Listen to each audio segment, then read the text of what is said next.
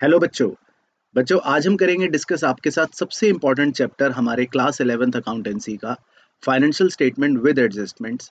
और इसके अंदर मैं सारी एडजस्टमेंट आपके साथ डिस्कस करूंगा जो हमारे एग्जाम के लिए इम्पोर्टेंट है। तो पूरी वीडियो को एंड तक ध्यान से देखना।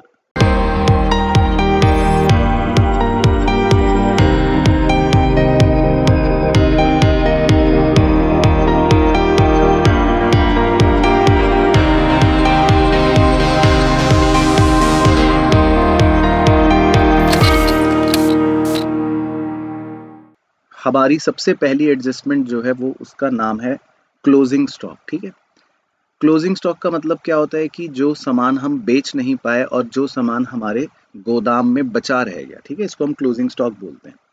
तो क्लोजिंग स्टॉक का वैल्यूएशन का एक रूल होता है, पहले तो हमें वो ध्यान रखना पड़ता है। वो रूल ये होता है कि क्लोजिंग स्टॉक का जो भी कॉस्ट होता है या क्लोजिंग स्टॉक की जो भी मार्केट प्राइस होती है, हमें दोनों में से जो लोअर वैल्यू होती है वो लेनी पड़ती है। तो कभी कभी क्वेश्चन के अंदर हमें दो वैल्यूज दे देगा, एक कॉस्ट प्राइस दे देगा या एक मार्केट प्राइस दे देगा। मार्केट प्राइस को नेट रियलाइजेबल वैल्यू भी बोलते हैं। तो हमको दोनों में से जो छोटी वैल्यू होती है उसको लेना पड़ता है। तो सबसे पहला पॉइंट तो इस बात का ध्यान रखना है। अब आते हैं इसके ट्रीटमेंट पर कि क्लोजिंग स्टॉक का ट्रीटमेंट हमको कैसे करना है। तो अगर हमें क्लोजिंग स्टॉक एडजस्टमेंट में दे रखा है, एडजस्टमेंट का मतलब होता है ट्रायल बैलेंस के बाहर दे रखा है, तो उस केस में हमको अलग तरह से ट्रीटमेंट करना पड़ेगा। और अगर हमको क्लोजिंग स्टॉक ट्रायल बैलेंस के अंदर दे रखा है तो उस केस में फिर हमको अलग तरह से ट्रीटमेंट करना पड़ेगा। तो हमको दोनों केसेस आने चाहिए। तो अगर हमें क्लोजिंग स्टॉक ट्रायल बैलेंस के बाहर यानी कि एडजस्टमेंट में दे रखा है तो आप इसको ट्रेडिंग अकाउंट में क्रेडिट साइड पर लिखोगे और दूसरा इसको आप बैलेंस शीट के एसेट साइड पे लिखोगे। तो दो जगह ये रिकॉर्ड हो जाएगा। लेकिन अगर क्लोजिंग स्टॉक ट्रायल बैलेंस के अंदर अपीयर होगा तो फिर आपको ट्रेडिंग अकाउंट में नहीं लिखना, फिर आपको उसको सिर्फ और सिर्फ बैलेंस शीट के एसेट साइड पर ही लिखना पड़ेगा। तो इस तरह से हम क्लोजिंग स्टॉक एडजस्टमेंट को डील कर लेंगे। तो चाहे वो ट्रायल बैलेंस के बाहर दे रखी हो तो दो जगह लिखना है, और अगर वो ट्रायल बैलेंस के अंदर दे रखी हो तो खाली एक ही जगह एसेट साइड पे लिखना है। ठीक है ना। अब एक छोटा सा कॉन्सेप्ट डिस्कस करता हूँ ताकि आगे की एडजस्टमेंट्स की आपकी भूमिका और स्ट्रांग हो जाए। एक्रूअल कॉन्सेप्ट क्या होता है, जो हमने पहले चैप्टर में भी पढ़ रखा था। एक्रूअल कॉन्सेप्ट का मतलब ये होता है कि अगर हम अपने एक अकाउंटिंग ईयर की बात कर रहे हैं तो हमें ये देखना है कि उस अकाउंटिंग ईयर का खर्चा क्या है या उस अकाउंटिंग ईयर की इनकम क्या है। इर्रेस्पेक्टिव कि हमने पैसे दिए हैं या पैसे हमें मिले हैं, तो हमको पैसा कैश में नहीं देखना। हमको ये देखना है कि क्या वो हमारी इनकम है या क्या वो हमारा एक्सपेंस है। उसको हम एक्रूअल कॉन्सेप्ट बोलते हैं ना। तो अब देखो, जैसे मान लो हमने कोई एक्सपेंस पे करा, पूरे साल 10 महीने तक पे करा और 2 महीने का पे नहीं करा, तो हम उस 2 महीने को बोल देते हैं आउटस्टैंडिंग एक्सपेंस। इसी प्रकार कई बार हम एक्सपेंस पे कर देते हैं 14 महीने का, 15 महीने का, मतलब कि हमने इस साल के 12 महीने का तो पे करा ही करा और अगले साल के भी 2-3 महीने का एक्स्ट्रा पे कर दिया, तो हम उस एक्स्ट्रा को बोल देते हैं प्रीपेड एक्सपेंसेस। इसी प्रकार अगर इनकम की बात करूं, कुछ इनकम मान लो हमें रिसीव हुई, 10 महीने की इनकम रिसीव हो गई और 2 महीने की इनकम रिसीव नहीं हुई, तो हम उस 2 महीने की इनकम को बोल देते हैं आउटस्टैंडिंग इनकम। इसी तरह हो सकता है हमें इनकम रिसीव हो गई 15 महीने की, 16 महीने की, यानी कि 12 महीने की तो हुई इस साल की और अगले साल की भी 2-3 महीने की हमें एडवांस में रिसीव हो गई, तो हम उसको बोल सकते हैं प्री रिसीव्ड इनकम या इनकम रिसीव्ड इन एडवांस। तो हमारा क्योंकि एक्रूअल कॉन्सेप्ट होता है, वो फोकस करता है कि हमारे करंट ईयर की इनकम या करंट ईयर का एक्सपेंस क्या है ना। तो हमारी एडजस्टमेंट उसी के हिसाब से चलती है। तो हमको सिर्फ ये लेना है कि हमारे करंट ईयर का एक्सपेंस या करंट ईयर की इनकम क्या है। जो आगे के साल के एक्सपेंस या आगे के साल की इनकम है उससे मुझे मतलब नहीं है ना। तो अगली जो 4 एडजस्टमेंट्स होती हैं बेसिकली वो इन्हीं से, इसी कॉन्सेप्ट से लिंक कर रही होती हैं। अब जैसे आउटस्टैंडिंग एक्सपेंस है, तो आउटस्टैंडिंग एक्सपेंस का मतलब है कि आपने 10 महीने का एक्सपेंस फॉर एग्जांपल पे कर दिया और 2 महीने का आपने लेकिन पे नहीं करा, तो वो बिलोंग तो इसी साल से कर रहा है तो वो एक्सपेंस इसी साल का, तो इसीलिए हम उसको अपना खर्चा मानते हैं। हम कहते हैं यस, ये हमारा इस साल का खर्चा है। तो इस एडजस्टमेंट को कैसे डील करना है हमको, हमारा जो भी एक्सपेंस दे रखा होगा हम उस एक्सपेंस में उसको जोड़ देंगे, आउटस्टैंडिंग एक्सपेंस को, और इसको बैलेंस शीट के अंदर हम लाइबिलिटी साइड में शो कर देंगे because it is outstanding expense. तो ये हमारे लिए एक लाइबिलिटी होती है, करंट लाइबिलिटी होती है। ठीक है ना। अच्छा, इसको हम एक्सपेंस ड्यू के नाम से भी जानते हैं। अब अगर मान लो आउटस्टैंडिंग एक्सपेंस हमें ट्रायल बैलेंस के अंदर दे रखे हैं, यानी कि ऑलरेडी वो एडजस्टेड है, तो उस केस में सिर्फ हमको बैलेंस शीट में ही उसको लिखना पड़ेगा, यानी वो फिर एक ही जगह लिखे जाएंगे, फिर उसको हम अपने एक्सपेंस के अंदर, रिस्पेक्टिव एक्सपेंस के अंदर ऐड नहीं करेंगे। तो उस केस में वो सिर्फ खाली बैलेंस शीट में ही ट्रांसफर किया जाएगा अगर वो हमें ट्रायल बैलेंस के अंदर दे रखा है। अब जो दूसरी मेन एडजस्टमेंट है प्रीपेड एक्सपेंस की, इसका मतलब क्या है कि आपने इस साल कोई एक्सपेंस पे करा और आपने उसमें 2-3 महीने अगले साल के भी पे कर दिए। तो यानी आपने आज कोई एक्सपेंस पे कर दिया 12 से ज़्यादा, यानी 14, 15 या 16 महीनों के लिए। तो क्या जो आपने एक्स्ट्रा अगले साल के लिए एक्सपेंस पे करा, क्या वो हमारे इस साल से बिलोंग करता है? अगर हम ये क्वेश्चन पूछें तो उसका आंसर आएगा नहीं। क्योंकि अगर हम कोई पैसे अगले साल के लिए पे कर रहे हैं तो वो हमारे इस साल के पैसे में काउंट नहीं होना चाहिए, वो हमारा इस साल का एक्सपेंस नहीं होना चाहिए, है ना।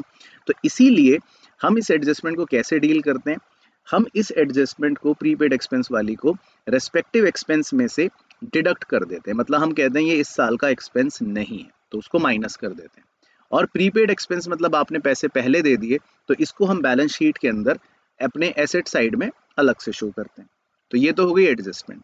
अब अगर प्रीपेड एक्सपेंस हमको ट्रायल बैलेंस के अंदर ही दे रखा है ना, तो दैट मीन्स फिर वो हमारी एडजस्टमेंट की तरह डील नहीं होगा, फिर उसको हम एक ही जगह ट्रांसफर करेंगे, यानी फिर वो सिर्फ बैलेंस शीट में एसेट साइड पर ही हमको लिखना पड़ेगा, तो वो फिर एक ही जगह जाएगा। तो ये हो गया हमारा प्रीपेड एक्सपेंस। फिर आता है इसी तरह एक्रूड इनकम। एक्रूड इनकम का मतलब कि हमें इनकम मिली, मान लो 10 महीने की मिल गई, ठीक है, लेकिन 2 महीने की इनकम मान लो हमें अभी तक नहीं मिली। तो फिर से क्वेश्चन ये आता है कि 10 महीने की इनकम तो मुझे मिल गई, 2 महीने की मिली नहीं, पर क्या वो इस साल से बिलोंग करती है? क्या वो हमारे इस साल की इनकम से बिलोंग करती है? तो आंसर है यस, करती है। तो इसीलिए जब हम एक्रूड इनकम एडजस्टमेंट को डील करते हैं तो हम क्या करते हैं, हम रिस्पेक्टिव इनकम के अंदर इस एक्रूड इनकम को जोड़ लेते हैं, क्योंकि ये इनकम हमारे इस साल से ही बिलोंग करती है और क्योंकि ये हमें मिलनी चाहिए पर अभी तक मिली नहीं, तो इसको हम अपने बैलेंस शीट के अंदर एक एसेट की तरह शो करते हैं, क्योंकि ये हमारा एक एसेट भी है। तो ये हो गई एडजस्टमेंट। सेम कहानी, अगर इसको हमें उसने ट्रायल बैलेंस के अंदर दे रखा होगा, यानी कि वो एक एडजस्टमेंट नहीं है, वो ऑलरेडी ट्रायल बैलेंस के अंदर है, तो फिर वो एक ही जगह हम पोस्ट करेंगे, कहाँ पर? सिर्फ बैलेंस शीट में एसेट साइड पर। तो ये बात याद रखनी है। तो ये हो गया आपका एक्रूड इनकम। इसी तरह अगली है इनकम रिसीव्ड इन एडवांस, मतलब हमको पैसे एडवांस में मिल गए। तो फॉर एग्जांपल हमें इस साल इनकम मिली और हमें 14 महीने की या 15 महीने की इनकम इकट्ठे इस साल मिल गई। तो क्वेश्चन ये आता है कि जो 2-3 महीने अगले साल की इनकम हमें मिली है, क्या वो इस साल से बिलोंग करती है? तो इसका आंसर है नो, क्योंकि अगले साल की 2-3 महीनों की इनकम हमारे इस साल की इनकम से बिलोंग नहीं करती। तो इसीलिए जब हम इस एडजस्टमेंट को डील करते हैं, यानी इनकम रिसीव्ड इन एडवांस को डील करते हैं, तो हम अपने रेस्पेक्टिव इनकम में से इस इनकम रिसीव्ड इन एडवांस को डिडक्ट कर देते हैं, यानी कि माइनस कर देते हैं। और क्योंकि ये हमें एडवांस में मिली, तो इसीलिए इसको हम बैलेंस शीट के अंदर एक लाइबिलिटी की तरह प्रेजेंट करते हैं, क्योंकि ये हमारे लिए क्या है? Liability, current liability. फिर वही चीज़, इसको प्री रिसीव्ड इनकम भी कह देते हैं, इसको अनअर्न्ड इनकम भी कह देते हैं, इसको अनएक्रूड इनकम भी कह देते हैं। और अगर ये हमें ट्रायल बैलेंस के अंदर दे रखी है, यानी ये एडजस्टमेंट की तरह नहीं दे रखी, तो फिर ये एक ही जगह पोस्ट होगी हमारे बैलेंस शीट के अंदर, सिर्फ लाइबिलिटी साइड में। That's it. तो यहाँ तक जो है बेसिकली हमारी टॉप 5 एडजस्टमेंट्स कवर हो जाती हैं, क्लोजिंग स्टॉक को लेकर, एक्सपेंसेस को लेकर 2 और इनकम्स को लेकर 2। अब इसके बाद है अगली एडजस्टमेंट डेप्रीसिएशन की। तो डेप्रीसिएशन का मतलब तो हमको पता ही है कि हमारे एसेट की वैल्यू में कुछ गिरावट हो जाती है। तो ये एडजस्टमेंट को हम कैसे डील करते हैं? बहुत ही सिंपल है। ये हमारा एक्सपेंस होता है, तो इसीलिए इसको हम P&L अकाउंट के डेबिट साइड पे शो करते हैं। और हमारे एसेट की वैल्यू में गिरावट हो गई, तो इसीलिए हम इसको रिस्पेक्टिव एसेट में से माइनस करके शो कर देते हैं। तो 2 जगह ये हमारा एडजस्टमेंट सॉल्व हो जाता है। अब अगर ये भी हमें ट्रायल बैलेंस के अंदर ही दे रखा है, यानी कि फिर ये एडजस्टमेंट की तरह नहीं दे रखा, तो फिर ये हम सिर्फ एक ही जगह डील करते हैं, यानी कि तब हम इसको सिर्फ P&L अकाउंट के डेबिट साइड पर लिख देंगे। तो एक ही जगह तब ये P&L अकाउंट में ही लिखा जाएगा, अगर ये ट्रायल बैलेंस के अंदर दे रखा है तो। अब एक बड़ा ही इसमें इंटरेस्टिंग 1 नंबर का क्वेश्चन है, वाइवा में पूछ सकता है, आपको वैसे पूछ सकता है कि डेप्रीसिएशन जो होता है वो किस तरह का एक्सपेंडिचर होता है। तो इसमें आपको कीवर्ड जो याद रखना है वो है नॉन कैश ऑपरेटिंग एक्सपेंडिचर। मतलब कि इसमें आपकी जेब से कोई पैसे नहीं निकलते। ऐसा नहीं है कि मैंने किसी को 100 रुपए निकाल के दिए, ये मेरा कैश का खर्चा नहीं है। तो इसीलिए इसको बोलते हैं नॉन कैश। नॉन कैश का मतलब आपकी जेब से पैसे नहीं निकल रहे, सिर्फ आपकी एसेट की वैल्यू में गिरावट आ रही है, तो इसीलिए इसको नाम दिया जाता है नॉन कैश। मतलब नकद नहीं है इसमें, लेकिन ये सिर्फ एक नॉन कैश ऑपरेटिंग एक्सपेंडिचर है। ऑपरेटिंग का मतलब बिजनेस के लिए जरूरी खर्चा है। बिजनेस होगा तो एसेट यूज होगा, एसेट यूज होगा तो डेप्रिसिएशन होगा। तो इसलिए इसके नाम को याद रखना, 1 नंबर में कीवर्ड है नॉन कैश ऑपरेटिंग एक्सपेंडिचर, अगर क्वेश्चन पूछ लेता है तो। इसके अलावा फिर एक और बड़ी इंपॉर्टेंट एडजस्टमेंट है बैड डेट्स को लेकर या प्रोविजन फॉर बैड डेट्स को लेकर। तो इसके बारे में भी कुछ कॉम्प्लिकेशंस समझ लेते हैं कि क्या होती है। तो अगर हम बैड डेट्स की बात करें तो इस एडजस्टमेंट को डील करने के लिए हम क्या करते हैं, अपने प्रॉफिट एंड लॉस अकाउंट में बैड डेट को डेबिट करते हैं, क्योंकि ये हमारे लिए एक नुकसान है। फिर बैड डेट अगर हमें ट्रायल बैलेंस में दे रखा है तो उसकी वैल्यू को हम यहाँ पर लिख लेते हैं। अब इसके अलावा कुछ बैड डेट्स हमें एडजस्टमेंट में दे रखे होते हैं, जिसको बोलते हैं फर्दर बैड डेट्स या न्यू बैड डेट्स। उन्हें हम उसी बैड डेट्स के अंदर जोड़ लेते हैं, ये हमें एडजस्टमेंट में गिवन होगा। अब अगर हमें कोई प्रोविजन भी दे रखा है फॉर डाउटफुल डेट्स, तो हम न्यू प्रोविजन को कैलकुलेट करके उसको भी इसी में जोड़ लेते हैं, और ये भी हमें एडजस्टमेंट में दे रखा होगा। और हो सकता है हमें कोई पहले से प्रोविजन ट्रायल बैलेंस के अंदर दे रखा हो, यानी कि ओल्ड प्रोविजन, तो उस ट्रायल बैलेंस वाले प्रोविजन को हम डिडक्ट कर देते हैं। तो ये सेम एक फॉर्मूला आपको भी वैसे लेक्चर में लिखवा रखा है। तो ये आपका पीएनएल अकाउंट के अंदर इस तरह से फॉर्मेट बन जाता है, और इसके फाइनल आंसर को सॉल्व करके आप बाहर लिख देते हो। अब बात आती है इन चीज़ों को बैलेंस शीट में कैसे हम प्रेजेंट करते हैं। तो हम बैलेंस शीट में जो हमारे डेटर्स की वैल्यू होती है, उसमें से हम डिडक्ट करते हैं फर्दर बैड डेट्स, यानी एडजस्टमेंट वाला पॉइंट, और हम डिडक्ट करते हैं न्यू प्रोविजन, जो हमने एडजस्टमेंट वाला प्रोविजन निकाल रखा है, और फिर फाइनल वैल्यू डेटर्स की बाहर लिख देते हैं। अब इसमें इंपॉर्टेंट चीज ये है, सबसे ज्यादा जो बच्चे कई बार भूल जाते हैं वो ये, कि जब हम न्यू प्रोविजन को कैलकुलेट करते हैं तो उस समय आपको ये ध्यान रखना है कि आप अपने डेटर्स की वैल्यू में से पहले फर्दर बैड डेट्स को माइनस करोगे, यानी कि एडजस्टमेंट वाले बैड डेट्स को माइनस करोगे, और फिर उसके बाद जो भी परसेंट दे रखी होगी उन्हें कैलकुलेट करोगे। तो ये पूरा पेज जो है ये आपके लिए बहुत इंपॉर्टेंट है। तो इसमें बैड डेट्स और प्रोविजन फॉर बैड डेट्स का दोनों का ट्रीटमेंट आना चाहिए। अब एक छोटा सा एडजस्टमेंट इसी से रिलेटेड जो है वो है provision on discount on debtors. तो इसमें आपको ये ध्यान रखना है कि अगर आपको ये एडजस्टमेंट में दे रखा है तो इसको कैसे डील करना है। प्रॉफिट एंड लॉस अकाउंट में आप इसको डेबिट साइड पर निकाल के लिख दोगे, क्योंकि हमारे लिए ये एक तरह से खर्चा है, हम अपने डेटर्स को डिस्काउंट दे रहे हैं, तो यानी कि हमारे लिए नुकसान हो रहा है, और इसको डेटर्स की वैल्यू में से हम डिडक्शन के तौर पे शो कर देते हैं। तो इसमें बस एक चीज इंपॉर्टेंट क्या ध्यान रखनी है कि जब आप प्रोविजन फॉर डिस्काउंट की वैल्यू को कैलकुलेट करते हो तो बड़े ध्यान से देखना, आपको डेटर्स में से पहले फर्दर बैड डेट्स भी माइनस करने पड़ेंगे, और उसमें से नया प्रोविजन फॉर डाउटफुल डेट भी माइनस करना पड़ेगा। जो बचेगी वैल्यू उसी का फिर आप provision for discount percentage calculate करोगे। तो ये चीज इसमें छोटी सी इंपॉर्टेंट है, इसकी कैलकुलेशन। बाकी ट्रीटमेंट सिंपल है, पीएनएल अकाउंट में डेबिट साइड पर और डेटर्स की वैल्यू में से माइनस कर देंगे। अब एक छोटा सा एडजस्टमेंट है provision for discount on creditors. तो हो सकता है आपको ये एडजस्टमेंट दे दे, चांसेस बहुत कम है, पर फिर भी अगर दे दे तो कैसे करना है। इस केस में आपको अपने क्रेडिटर्स की वैल्यू जो दे रखी होगी उसका जो भी परसेंट प्रोविजन बोलेगा वो कैलकुलेट करना है, और क्रेडिटर्स पर जब हम प्रोविजन क्रिएट करते हैं, यानी कि अब हमें क्रेडिटर को कम पैसे देने पड़ेंगे, तो ये हमारा फायदा हो गया। तो इसीलिए इसको हम अपने प्रॉफिट एंड लॉस अकाउंट के क्रेडिट साइड पर शो करते हैं, बिकॉज इट इज आवर फायदा, और इसको बैलेंस शीट में हम अपने क्रेडिटर्स की वैल्यू में से एक डिडक्शन के तौर पे शो कर देते। तो इन केस अगर ये एडजस्टमेंट भी पूछ ले तो आपको सॉल्व करना आना चाहिए। अब आते हैं नेक्स्ट इंपॉर्टेंट एडजस्टमेंट पर, गुड्स गिवन एज चैरिटी। भाई आपने कुछ गुड्स जो है अपना सामान चैरिटी के तौर पे दे दिया, तो इस एडजस्टमेंट को कैसे डील करना है। अब गुड्स जब हम खरीदते हैं तो हम उसको परचेज दिखाते हैं, तो जब भी हम कोई गुड्स चैरिटी के तौर पे देते हैं तो उन गुड्स को परचेजेस की वैल्यू में से डिडक्ट करके शो कर देते हैं, यानी वो गुड्स हमने दे दिए चैरिटी में। अब किसी को चैरिटी देना मतलब फॉर्म के लिए, बिजनेस के लिए खर्चा हो गया, तो इसीलिए उस चैरिटी को हम अपने पीएनएल अकाउंट में डेबिट साइड पर शो करते हैं। तो इस एडजस्टमेंट को जब हम कर रहे होते हैं तो जो भी गुड्स हमने दिए चैरिटी में उनकी कॉस्ट प्राइस को ही हमें लिखना होता है, इस बात का ध्यान रखना है। हो सकता है क्वेश्चन के अंदर आपको कंफ्यूज करने के लिए वो उनकी सेल प्राइस दे दे, तो आप सेल प्राइस को इग्नोर कर देना, और आप गुड्स जो चैरिटी में दिए उनके कॉस्ट प्राइस को ही लेकर परचेज में से माइनस कर देना और पीएनएल अकाउंट के डेबिट साइड पर लिख देना। तो ये हो गए गुड्स गिवन एज चैरिटी। इसी तरह क्वेश्चन दे सकता है एडजस्टमेंट्स चैरिटी इन कैश या चेक। आपने किसी को पैसे दे दिए चैरिटी में, आपने किसी को चेक दे दिया चैरिटी में, तो उस केस में क्या होगा? तो पहली चीज तो वही, क्योंकि आपने चैरिटी दी है तो यानी आपने खर्चा करा है, आपका नुकसान हो गया है, तो आप इसको P&L अकाउंट में डेबिट साइड पे लिखोगे। और क्योंकि आपने पैसे दिए हैं, इस बार आपकी जेब से कैश गया है, तो आप अपनी बैलेंस शीट में जो भी कैश या बैंक का बैलेंस दे रखा होगा उसमें से चैरिटी के पैसों को डिडक्ट करके शो कर दोगे, क्योंकि वो पैसे आपने दे दिए। तो अगर चैरिटी आप कैश में देते हो तो फिर आपको ये एडजस्टमेंट का भी ध्यान रखना पड़ेगा। नेक्स्ट है goods given as free sample या एडवर्टाइजमेंट।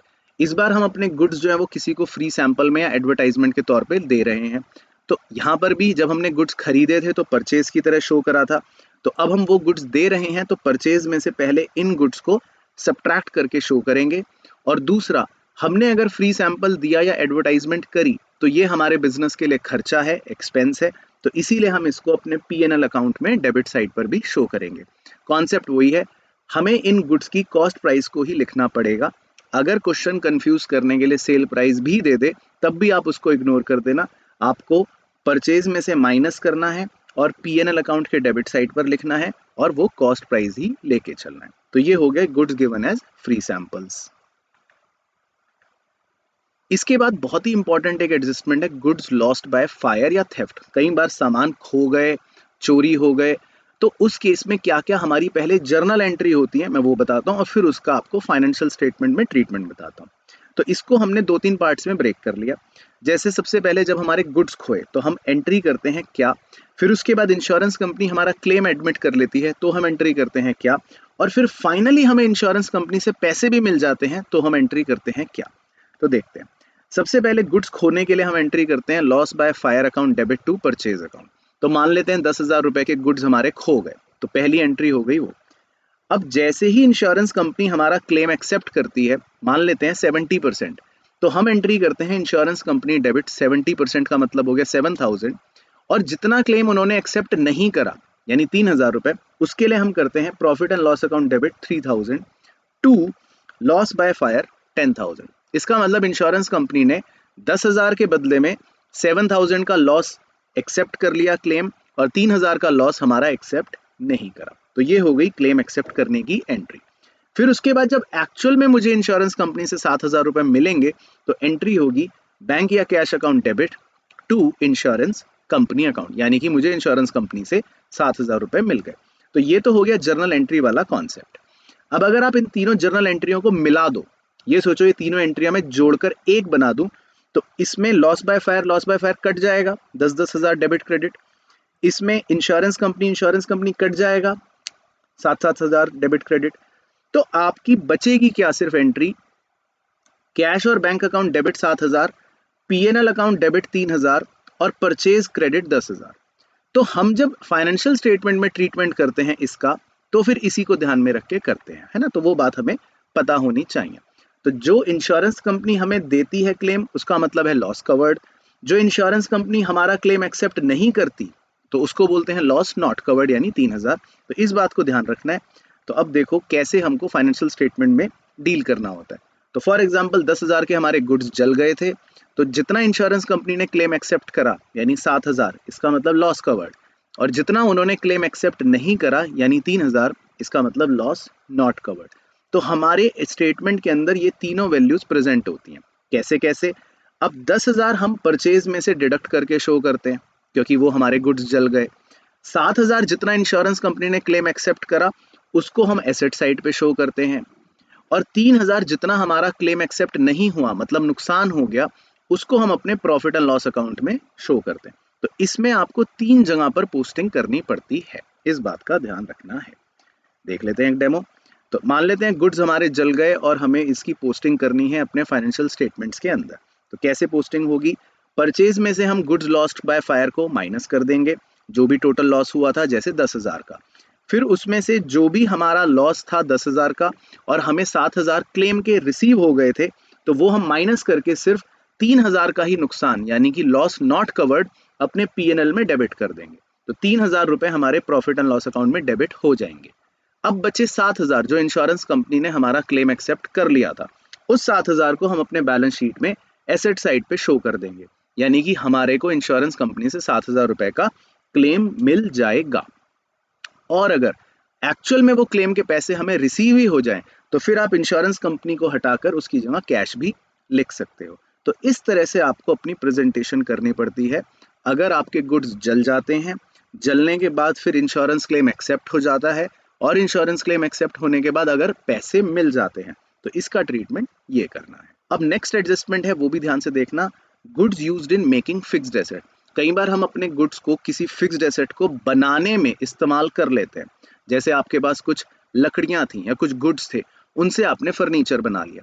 तो इस एडजस्टमेंट को भी कैसे डील करना है आपको पता होना चाहिए, क्योंकि हमारे गुड्स चले गए हमें छोड़कर, तो हम उन गुड्स के कॉस्ट प्राइस को परचेज में से माइनस कर देंगे। और क्योंकि हमने उनसे फिक्स्ड एसेट बना लिया, तो हम अपनी बैलेंस शीट के एसेट साइड पर उस फिक्स्ड एसेट की वैल्यू में उतने अमाउंट से वैल्यू को ऐड कर देंगे जितने अमाउंट का हमने फिक्स्ड एसेट और बना लिया। तो बेसिकली आपकी परचेज कम हो जाएगी और आपके फिक्स्ड एसेट की वैल्यू बढ़ जाएगी। तो ये आप goods used in making fixed asset के टाइम पे कर दोगे। इसी तरह एक और एडजस्टमेंट है गुड्स विड्रॉन बाय प्रोप्राइटर। अब प्रोप्राइटर अपने घर के लिए सामान लेके चला गया, तो बहुत ही सिंपल पॉइंट है, अगर प्रोप्राइटर अपने घर के लिए सामान लेकर चला गया तो इसका मतलब हमारा सामान हमें छोड़कर चला गया। तो आप सबसे पहले तो परचेज में से इन गुड्स की कॉस्ट प्राइस को माइनस कर दोगे, तो यानी कि गुड्स कम हो गए। और क्योंकि प्रोप्राइटर इसको लेकर गया, यानी कि ये हमारे लिए ड्राइंग्स है, तो ड्राइंग्स को क्योंकि आप कैपिटल में से डिडक्ट करते हो, तो सेम आप यहाँ पर कैपिटल में से ड्राइंग्स को डिडक्ट करके शो कर दोगे। तो ये आपके हो गए goods withdrawn bye proprietor for personal use. इसी तरह नेक्स्ट एडजस्टमेंट देखो, कैश विड्रॉन बाय प्रोप्राइटर।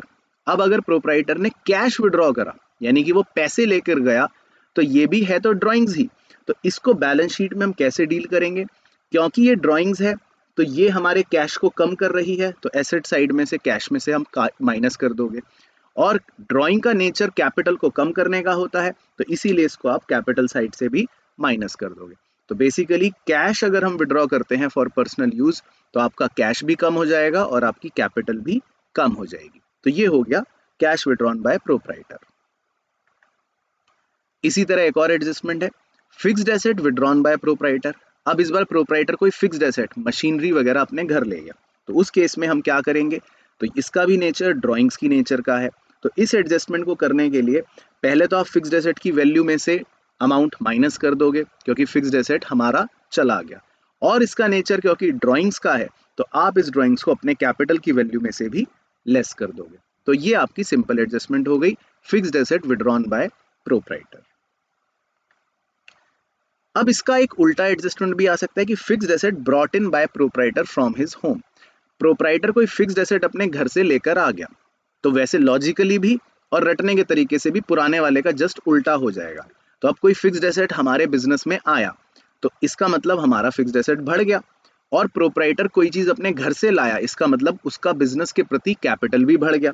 तो इस एडजस्टमेंट को करने के लिए आप क्या करोगे, फिक्स्ड एसेट में उतने वैल्यू को जोड़ दोगे और कैपिटल में भी उतने वैल्यू को जोड़ दोगे। Simple adjustment. नेक्स्ट बहुत ही इंपॉर्टेंट एक एडजस्टमेंट है, इसका नाम है गुड्स सेंट ऑन अप्रूवल या सेल और रिटर्न बेसिस। इसमें कई बार क्या होता है, इसका पहले कहानी बता देता हूँ। हम कुछ गुड्स अपने कस्टमर को भेजते हैं और उसको कहते हैं कि तुम 10, 15, 20 दिन इसको अपने पास रखो, इसको इस्तेमाल करो, अगर तुम्हें पसंद आए तो फिर अप्रूव कर देना, अगर पसंद ना आए तो वापस भेज देना। अब कभी कभी क्या होता है कि हम गुड्स भेज तो देते हैं कस्टमर को, लेकिन ना उसने अप्रूव करा ना उसने वापस करा, बस उसके घर पे पड़े हैं। अब हम इंतजार कर रहे हैं कि ये फोन करेगा कि भाई तुझे पसंद भी आए हैं कि नहीं, लेकिन उसने कुछ नहीं बताया। तो इस एडजस्टमेंट को कैसे डील करते हैं, बहुत ही ध्यान से सुनना, थोड़ी सी कॉम्प्लिकेटेड है पर ध्यान से सुनोगे तो समझ आएगी। हमारे को सेल्स की वैल्यू में से जितने अमाउंट के गुड्स हमने अप्रूवल वाले सेल की तरह भेजे हैं उसे डिडक्ट करके दिखाना पड़ता है, यानी उसकी सेल प्राइस को हटाना पड़ता है। हम कहते हैं वो हमारी सेल नहीं है, क्योंकि अभी तक गुड्स अप्रूव नहीं हुए। तो अगर गुड्स अप्रूव नहीं हुए और वो अभी तक सेल नहीं है, तो इसका मतलब माना यह जाता है कि वो गुड्स अभी भी हमारे अनसोल्ड है, और अनसोल्ड गुड्स को हम अपना क्लोजिंग स्टॉक मानते हैं। तो इसीलिए जो गुड्स अभी तक अप्रूव नहीं हुए, हम उन्हें सेल में से माइनस करते हैं और हम उन गुड्स को अपना क्लोजिंग स्टॉक मानते हैं। तो क्लोजिंग स्टॉक आप जानते हो ऑलरेडी कि कहाँ कहाँ रिकॉर्ड करा जाता है। तो क्लोजिंग स्टॉक रिकॉर्ड करा जाता है ट्रेडिंग अकाउंट में और एसेट साइड में। तो इस पूरी कॉम्प्लिकेटेड एडजस्टमेंट को करने के लिए देखना ध्यान से स्क्रीन पर, पहले हम अपने सेल प्राइस को यानी सेल को मानते हैं कि नहीं हुई, तो सेल में से सेल वैल्यू कम कर देते हैं और साइमल्टेनियसली डेटर में से भी सेल वैल्यू कम कर देते हैं, तो हम मानते हैं हमारी सेल नहीं हुई। तो ये तो हो गया वो पार्ट। और जो गुड्स हमारे अभी तक सेल नहीं हुए यानी अनसोल्ड है, उनको हम अपना क्लोजिंग स्टॉक मानते हैं, तो इसीलिए उन गुड्स को हम अपने क्लोजिंग स्टॉक में जोड़ देते हैं और साथ ही साथ एसेट साइड पर भी इसीलिए बैलेंस शीट में भी क्लोजिंग स्टॉक को जोड़ देते हैं। तो इस एडजस्टमेंट में बेसिकली आपको 4 ट्रीटमेंट्स करने हैं, मैं रिपीट कर रहा हूं, ध्यान से सुनना। क्या क्या? सेल प्राइस को सेल्स में से माइनस करना है और डेटर्स में से माइनस करना है, और उन गुड्स की कॉस्ट प्राइस को क्लोजिंग स्टॉक में ऐड करना है ट्रेडिंग अकाउंट में, और एसेट साइड में भी क्लोजिंग स्टॉक में ऐड करना है। तो ये पूरा ट्रीटमेंट होता है goods Saint on approval basis का। अब इसके बाद एक और इंपॉर्टेंट एडजस्टमेंट है मैनेजर कमीशन। मैनेजर कमीशन का मतलब ये होता है कि हम अपने बिजनेस में सेल्स करते हैं, सेल्स के बाद हमें मुनाफा होता है, तो हम अपने मैनेजर को ये कहते हैं कि देखो अगर हमें जितना ज़्यादा नेट प्रॉफिट होगा तो उस नेट प्रॉफिट का हम तुम्हें कुछ कमीशन देंगे, 5% 10%, और अगर प्रॉफिट नहीं हुआ, लॉस हो गया, तो हम तुम्हें कोई कमीशन नहीं देंगे। सीधी बात है, सीधा लॉजिक है। तो कई बार मैनेजर को हम कमीशन भी देने की बात करते हैं। अब इसमें क्वेश्चन की लैंग्वेज के हिसाब से 2 केसेस बन जाते हैं। कई बार लिखा होता है कि मैनेजर कमीशन बिफोर चार्जिंग सच कमीशन, कई बार लिखा होगा मैनेजर कमीशन आफ्टर चार्जिंग सच कमीशन। तो पहले तो ट्रीटमेंट समझते हैं। हम मैनेजर को कमीशन देते हैं तो ये हमारे लिए एक नुकसान है, हमारे लिए एक्सपेंस है, तो इसीलिए इसको P&L अकाउंट में डेबिट करते हैं। दूसरा, माना ये जाता है कि अभी तक हमने उसको पे नहीं करा, यानी कि ये अभी तक आउटस्टैंडिंग है, तो इसीलिए इसको बैलेंस शीट के अंदर हम लाइबिलिटी साइड पर भी शो करते हैं। तो ये तो हो गया इसका ट्रीटमेंट। लेकिन क्वेश्चन की लैंग्वेज के हिसाब से कि बिफोर चार्जिंग सच कमीशन है या आफ्टर चार्जिंग सच कमीशन है, तो आपकी कैलकुलेशन का तरीका बदल जाता है, यानी कि आपकी वैल्यू का आंसर चेंज हो जाएगा। वो कैसे? अगर लिखा है नॉर्मली बिफोर चार्जिंग सच कमीशन, तो आप अपने नेट प्रॉफिट को मल्टीप्लाई करोगे रेट अपॉन 100 से, और अगर लिखा है आफ्टर चार्जिंग सच कमीशन, तो आप अपने नेट प्रॉफिट को मल्टीप्लाई करोगे रेट अपॉन 100 प्लस रेट से। तो ये भी हमने वैसे सवालों में कर रखा है, पर इस चीज को याद रखना। देन एक और एडजस्टमेंट है इंटरेस्ट ऑन कैपिटल। तो कई बार प्रोप्राइटर जो बिजनेस में कैपिटल निवेश करता है, उस पूंजी के बदले में बिजनेस उसको इंटरेस्ट देता है, तो that is a simple adjustment, interest on capital. तो ये फर्म के लिए एक खर्चा है, तो इसीलिए P&L अकाउंट में डेबिट साइड पर आता है, और ये प्रोप्राइटर की कैपिटल को बढ़ा देता है, तो इसीलिए बैलेंस शीट के अंदर हम इसको कैपिटल के अंदर ही ऐड करके प्रेजेंट कर देते हैं। हालांकि ये आप क्लास 12th के अंदर भी पढ़ते हो और तब ज्यादा डिटेल में सीखते हो, पर अभी के लिए अगर क्वेश्चन पूछ ले इंटरेस्ट ऑन कैपिटल, तो P&L अकाउंट में डेबिट साइड में और कैपिटल में ऐड करके शो करना है। फिर बिल्कुल इसका ऑपोजिट एक और एडजस्टमेंट, इंटरेस्ट ऑन ड्राइंग्स। कई बार ड्राइंग्स पर भी इंटरेस्ट चार्ज किया जाता है और प्रोप्राइटर से ले लिया जाता है, तो फर्म के लिए इंटरेस्ट ऑन ड्राइंग एक तरह से इनकम होती है, क्योंकि फर्म ये प्रोप्राइटर से लेती है, तो इसीलिए इसको P&L अकाउंट के क्रेडिट साइड पर लिखा जाता है, यानी कि फर्म के लिए इनकम है, और इसका नेचर है ड्राइंग्स को बढ़ाने का, यानी कि ये भी ड्राइंग्स की तरह होती है, तो इसीलिए ये कैपिटल को कम कर रही होती है, तो हम इसको बैलेंस शीट में कैपिटल में से डिडक्ट करके शो कर देते हैं। तो ये हो गई छोटी सी एडजस्टमेंट इंटरेस्ट ऑन ड्राइंग्स की। फिर एक एडजस्टमेंट क्वेश्चन बोल सकता है कि आपने कुछ अमाउंट जनरल रिजर्व में ट्रांसफर करा, ऐसा बोल देता है, बहुत ही रेयर एडजस्टमेंट है, अगर आ जाए तो उस केस में क्या करना है। तो अगर हम अपने प्रॉफिट में से कुछ हिस्सा जनरल रिजर्व में ट्रांसफर करते हैं, तो उस हिस्से का मतलब है कि आपका प्रॉफिट कम हो गया, तो इसीलिए आप अपने प्रॉफिट एंड लॉस अकाउंट में उसको डेबिट साइड पर शो करते हो, क्योंकि आपके प्रॉफिट कम हो रहे हैं। और जनरल रिजर्व जो होता है, it is as good as profit only या नेट प्रॉफिट ओनली, तो ये भी बैलेंस शीट के अंदर लाइबिलिटी साइड पर प्रेजेंट कर दिया जाता है, जैसे हम कैपिटल को या जैसे हम नेट प्रॉफिट को प्रेजेंट करते हैं। तो अगर क्वेश्चन बोल दे कि जनरल रिजर्व हो गया, तो आप इसको P&L अकाउंट में डेबिट करना और बैलेंस शीट के लाइबिलिटी साइड में अलग से शो कर देना। इसके बाद 2 बड़ी ही चटपटी एडजस्टमेंट्स हैं, एक है इनकम टैक्स और एक है लाइफ इंश्योरेंस प्रीमियम। तो ये एडजस्टमेंट अगर आई, तो दोनों को याद रखना। इनकम टैक्स माना ही जाता है कि प्रोप्राइटर हमेशा अपना पे करता है पर्सनल, और इसी तरह लाइफ इंश्योरेंस प्रीमियम भी माना ही जाता है कि प्रोप्राइटर अपनी लाइफ का करवाता है पर्सनल। तो इन दोनों एडजस्टमेंट्स को आपको हमेशा हमेशा ड्राइंग्स की तरह ट्रीट करना है, और ड्राइंग्स का ट्रीटमेंट आप जानते ही हो कि ड्राइंग्स के लिए क्या करा जाता है, तो वो सेम ट्रीटमेंट आप करोगे जो आपको ड्राइंग्स का करना है, यानी कि इन्हें आप कैपिटल में से सब्ट्रैक्ट करके शो करोगे, because these are treated as drawings. तो अगर ये दोनों आइटम आपको ट्रायल बैलेंस में दिखाई दे तो आप उस पर व्हाइटनर लगाकर ड्राइंग्स लिख लेना सबसे बेस्ट तरीका, बिकॉज इन दोनों को हम ड्राइंग्स ट्रीट करते हैं। फिर एक एडजस्टमेंट है बड़ी unique, goods in transit. Goods in transit का मतलब होता है कई बार हमारे गुड्स अभी रास्ते में है, अभी हमारे ऑफिस तक या हमारी फैक्ट्री तक पहुंचे नहीं है, तो इन गुड्स को हम बोलते हैं गुड्स इन ट्रांजिट। तो ये सिर्फ डराने के लिए एडजस्टमेंट आएगी, इसका ट्रीटमेंट बहुत सिंपल होगा। गुड्स इन ट्रांजिट बेसिकली हमारे as good as closing stock ही होते हैं, तो इसका ट्रीटमेंट 100% सेम क्लोजिंग स्टॉक वाला ही होता है। तो आप इसको ट्रेडिंग अकाउंट के क्रेडिट साइड में क्लोजिंग स्टॉक में जोड़ दोगे या अलग से भी लिख दोगे, और सिमिलरली बैलेंस शीट में भी एसेट साइड में क्लोजिंग स्टॉक में जोड़ दोगे या अलग से भी लिख लोगे। तो नाम से डरना नहीं है, गुड्स इन ट्रांजिट का मतलब है गुड्स अभी रास्ते में है, तो चाहे रास्ते में भी हो, दीज आर हमारे गुड्स ओनली, तो इनको हम अपना क्लोजिंग स्टॉक ही मानेंगे। तो इसका ट्रीटमेंट आप सेम एज क्लोजिंग स्टॉक ही कर देना। तो ये था बच्चों हमारा पूरा complete discussion financial statement with adjustment का। आई होप आपको ये वीडियो पसंद आई हो और सारी एडजस्टमेंट्स आपको अच्छे से समझ आई हो। इसका प्रॉपर रिवीजन जरूर कीजिएगा और हमारे वॉरियर्स 11 बैच का पार्ट बनने के लिए आरकेजी इंस्टीट्यूट के ऐप को आज ही ज्वाइन कीजिए। लिंक आपको नीचे डिस्क्रिप्शन में मिल जाएगा।